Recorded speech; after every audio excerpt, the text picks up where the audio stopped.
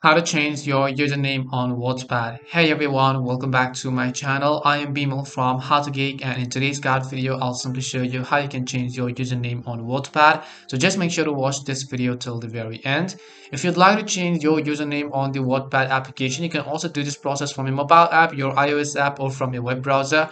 But I'm doing it from my Windows PC application, and once you open the Wattpad app, go to the settings cog icon, which is the very bottom left of the screen. Once you go to the settings cog icon, right over here you'll find the option called account settings. So just click on account settings, and at the very top you can see your username. All you have to do is just simply click on your username and then simply enter the new username that you would like to use, and then also enter your current password for the verification processes. Once you enter your new username and your current password, the changes are going to be saved automatically. You have to tap on the check icon from the top right in order to save the changes as well. That's how you can change your username on Wattpad. We hope the video was really helpful, and if it did help you, make sure to leave a like and subscribe to our channel. If you have any more questions, feel free to leave them down.